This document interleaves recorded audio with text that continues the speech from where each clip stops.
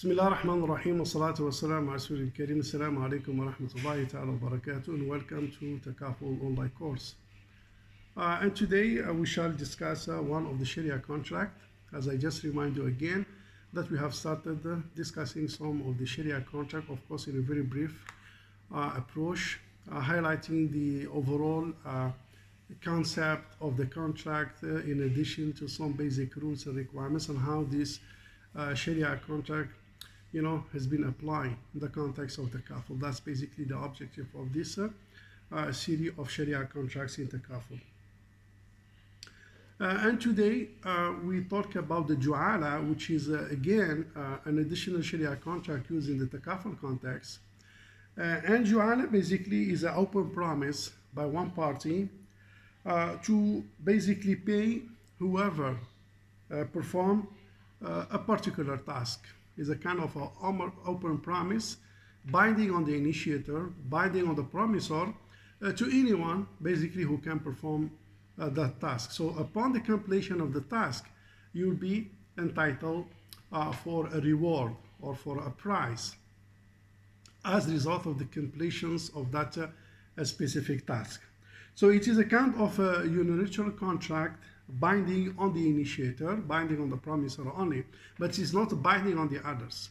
But just give an example. If I say, for example, I lost, let's say my watch, I lost a watch, or a mobile, or I lost a car, or I lost a key, any valuable item or asset, then I will make a promise, anyone finds my car, basically will get a reward of 1,000.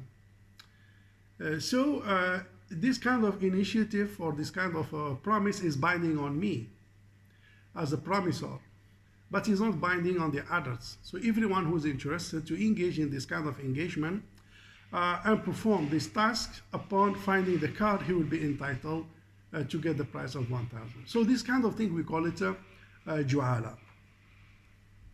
And Jualah basically is permissible in Sharia, and it is allowed by Sharia, and it has been basically mentioned in the Quran al-Karim in Surah Yusuf alayhi salam.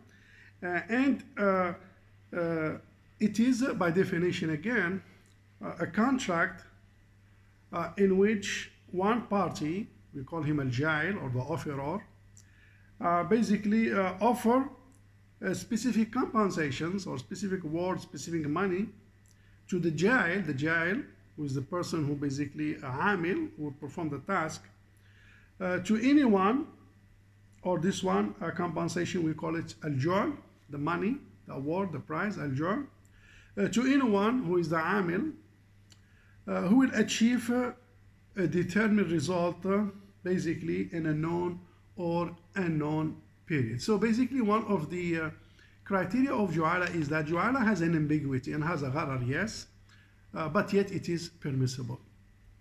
So you have to understand that not any existence of gharar will render the transactions invalid. So it depends. And keep in mind here we are talking about a unilateral contract, not an exchange contract. Unilateral contract, as you know, like tabarru, like what's so called Jualah and others, accommodate ambiguity and gharar. That's number one. And also even in some partnership, like the return, for example. Return, when you do mudaraba, the return is not known. So you may get a profit, you may get zero profit, and you may end up in a losses. So there is an ambiguity in that. So that kind of ambiguity is still allowed in Sharia. So it doesn't mean that the existence of gharar will basically immediately render the transactions invalid. So here it depends what contract we are talking about, and what kind of gharar we are talking about, and what level, degree of gharar we are referring to here. Anyway, so despite the existence of gharar in Jualah, Jualah is a permissible contract, and there is a Sharia standards of IOF on this Jualah, so you may refer to it for further details and information. So of course when we talk about the Jualah, there are elements. We have the promisor, the person who basically initiated the task and announced the award, and basically the amil, the person who will perform the task, and the jol or the prize and the reward that will be given. There are some, of course, basic rules that govern this kind of application in Islamic finance, and there are different forms in practice on this. Uh, if I may just give some examples on this, like explorations of minerals and extractions of water. It could be a form of tenders by the government. So tenders is a form of basically Jualah. Commissions of projects to extract waters or minerals or gas and oil, it could be in a form of tenders, in a form of Jualah, meaning that you make a promise, everyone basically discover the oil in this field, we have a contract of, let's say, 1% revenue, or basically an engagement of 100 years, whatever kind of price that you can agree upon. Then people will try their best to do that. Or if it could be customizing commissions, Jualah as well, that one is allowed also by Sharia, and it has been mentioned also clearly in IOP standard. So the other things of Jualah is the collection of debt. You know, if you collect me a debt, basically you will get, let's say, 2% of it, 3% of it, or I give you a Jualah of such and such. So this one is fall under the Jualah. Also, brokers discovers inventions, design, and so on and so forth. Now, if we go back to the context of, we may have the chance to discuss the Jualah in details in the series of Fiqh al-Mu'amalat. But at these junctions, we just want to give a high descriptions on what is Jualah about and try to put it in the context of Takaful. That's basically the objective of the discussions of the Sharia contract in Takaful. But in Fiqh Mu'amalat, we may dive in details on this specific contract. Now, again, if you put this one in the context of Takaful, Takaful basically, this kind of Jualah could be found in two areas in Takaful. Number one is on the investment side. The investment side, it is also this one applicable to the sukuk, to the fund managements, and the investment in general. And it is also applicable to Takaful, because Takaful will act as a mudarib in deploying the funds in different investment classes. So basically, the Takaful operator will invest the fund in a different investment classes, such as sukuk, for example, stock market, Sharia compliant stock market, money market, REITs, ETFs, venture capital, private equity, special project, and so on and so forth. So they will basically invest the money with the objective to generate a revenue. And normally in the investment community, you have this kind of revenue budget and a specific target on a yearly basis.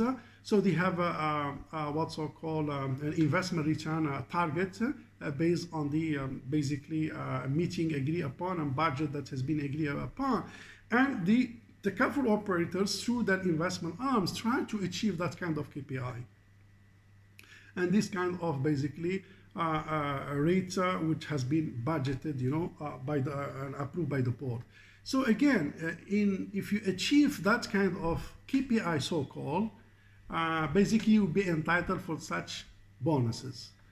If you exceed that kind of revenue or rate of return, you may be entitled on whatever over and above that agreed upon revenue. That kind of incentives, we call it, which have the form of revenue and money return under the concept of Jualah. So that kind of incentives, that kind of bonuses given are basically on the concept of Jualah, meaning that if you achieve the KPI, you will get this and this. If you exceed the rate of return budgeted, you will get this and this. So if you are below the KPI, you are not entitled to get anything by virtue of the contract of Jualah, because Jualah is a prize given only upon realizations of the objective, meaning upon achieving the KPI. This is why in some financial institutions, you know, when you have a specific KPI, you will get a bonus. So that bonus basically, from the interpretation of Sharia, is a Jualah, because that bonus is given upon achieving a specific KPI, is a prize that has been given upon realizations of a specific determined task based on Jualah. If you achieve the KPI, you will get this. If you achieve nothing or you don't achieve the KPI, you will get nothing. So that's basically the structure of a Jualah, is a prize given, awarded to a person as a result of his good performance, given him as incentives of his business operations, which is a certain and specific threshold. So this is One way that you can observe the Juala in the context of the investment side, it is applicable to Takaful, and it's applicable to any fund management structures. And this one also is mentioned by the IOF standard, and this is allowed what's so-called kind of incentives. Now, the other Juala that could be observed is basically in the distribution of the surplus. Surplus normally anyway is as a result of a good management and performance of the Takaful operator in the administrations of the funds, in the administrations of the claims, in the administrations of the payments, and so on and so forth. So basically there is a proper management and administration of the fund. That's basically at the end of the day we got some kind of surplus.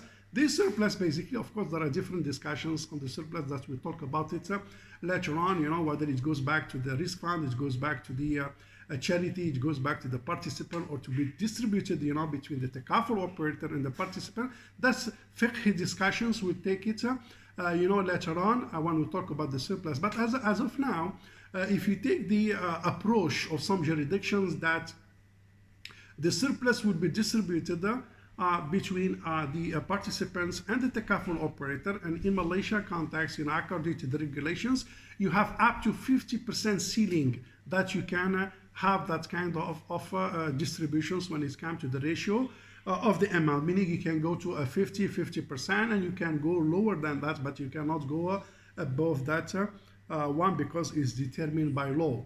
So the Takaful distributions, or the surplus distribution in Takaful, is basically is a form of Juala, is a form of a prize, is a form of award given to the Takaful operators as a result of his good performance. So again, the concept is, if you perform well and you get such surplus, because the existence of the surplus reflect that the risk fund is healthy, and reflect that the Takaful operator had a very good year in the management of the funds and the administrations of the claims and the payments of the whatever some cover as a result of unforeseen circumstances and incidents, you know. So that kind of surplus will be again shared between the Takaful operator and the participants based on the concept of Juala, meaning if you achieve such a surplus, you will be entitled of 50% from that kind of surplus. Of course, provided that the administrations is done properly, and keep in mind that we have the actuarials in one side, we have the Sharia board in one side, we have the Sharia compliance team, we have the risk management, and we have the Sharia audit. All basically this corporate governance structure will play a role of ensuring a proper, basically a performance and proper management and proper administrations of the funds through the various reports in order to achieve such basically level of performance and be entitled for this kind of return in a form of reward. I think this is the overall descriptions of Juala in the context of Takaful, and briefly it is a kind of open promise by the promisor to the others that if you achieve such a KPI and perform such tasks, you will be entitled for such prize. And in Takaful, as we mentioned, we may find it in the good performance on the investment side, and also on the good performance of the management of the risk fund when you have a surplus. That's basically in brief the concept of Juala in Takaful operator, and we shall see you inshallah in the coming sessions. With that, thank you very much, and assalamu alaikum wa rahmatullahi ta'ala wa barakatuh.